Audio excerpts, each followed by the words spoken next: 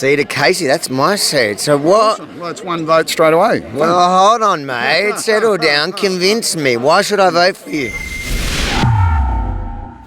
We are running a bit of a social barbecue, basically to get the word out for the community that we want you to vote Freedom Families. So we've invited all the Freedom political parties down, and they're all here answering questions for people who want to ask them.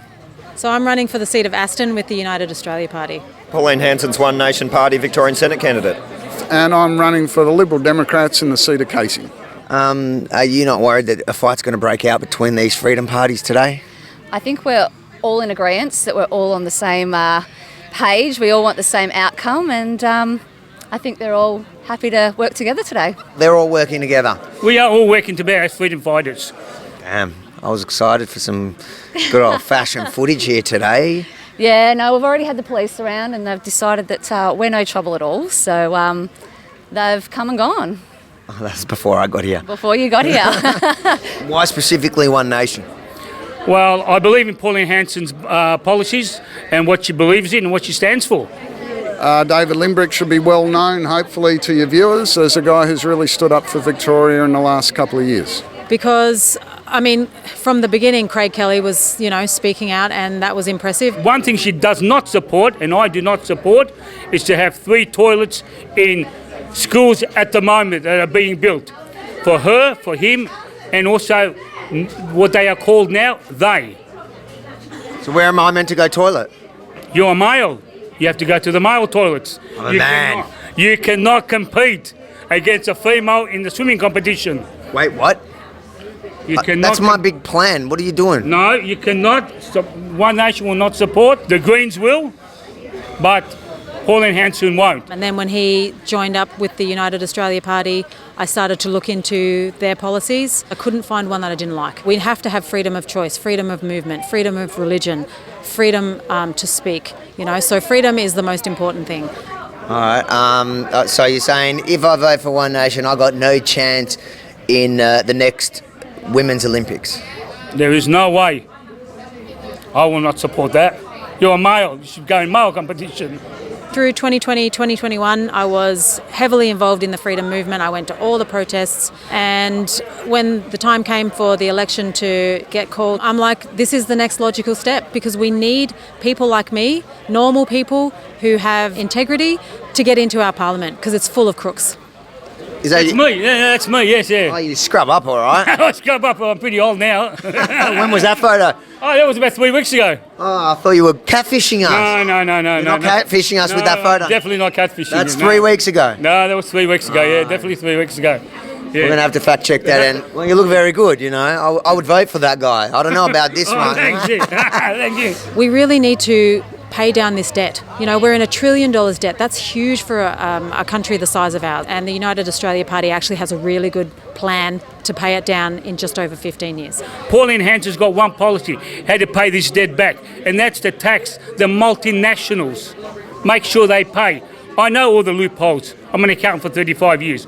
David, I've spoken to him a few times, and he's probably one of the very few voices that we've had in Victorian Parliament standing up for our freedoms. But having said that, it's all over. Mandates are lifted. What do we need you now?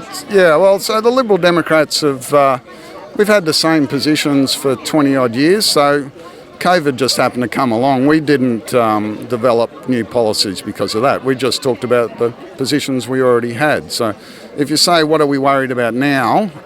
There's a lot of people that are not back to normal, as you know well. We still got the workers' mandate here in Victoria. How are you going to convince the person watching this right now going, hey, don't forget, remember what's happened to us, vote for One Nation to ensure it doesn't happen again? How do you plan to convince people that? I'd ask people to remember the lies that they've been told. You wouldn't do it with your best friend. If your best friend lied to you, you wouldn't continue to have faith in them. Why would you do it with your government? I urge people to hearken back to what it was like a year ago, 9 months ago, when we were locked down, under curfew, can't go to work. And just remember what that felt like, because if we don't make a change in our government, they can do this to us again anytime they like. It's only a ploy to reduce these mandates, and after they win, we're going to go back. What will the government do next? We've got the digital ID coming in, so Liberal Democrats are against that. The way things are heading at the moment, we've got a Ministry of Truth situation where the government will control everything you can say or do online. And we're very much against that. So you might be right now, but what's coming next? And we're going to stand up for individuals' freedom. We have to change the government because we cannot let them have the power to do this to us again. The state government enforced this using the data through the Medicare system. The federal government just allowed that to happen. They could have stopped it, but they didn't. They also have a lot of what you might call soft power. They control the purse strings, so they could have done a lot to control the state government. They didn't. The United Australia Party is not a minor party. We've got a candidate standing in every seat. We've got strong policies. We can govern in our own right. How young are you? How old do I think you? How old do I look? 23, 24? Oh, that's a compliment, Avi. Thank you. No, I'm 59 this year. Oh, 59. So for the 60, you want to be a senator?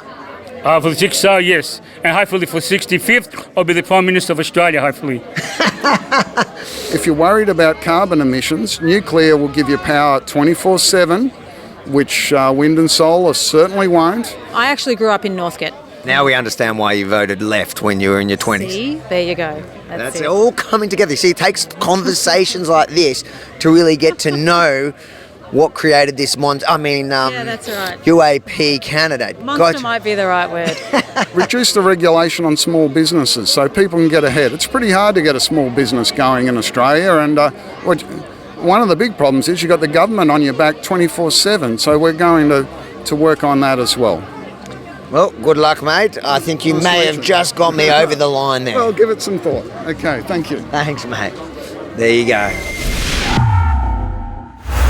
If you think that these freedom-focused candidates deserve or should have a platform, even if the mainstream media refuses to give them one, make sure to like, comment, and most importantly, share it far and wide. Then head over to ozdecides.com to sign up for our mailing list and donate what you can to ensure that we can continue to tell the other side of the story this election. AUS, ozdecides.com. And a little secret, we also plan to challenge some of the fake, independents and those cowardly major party candidates that the media have given a free pass to so far. Watch this space, ozdecides.com.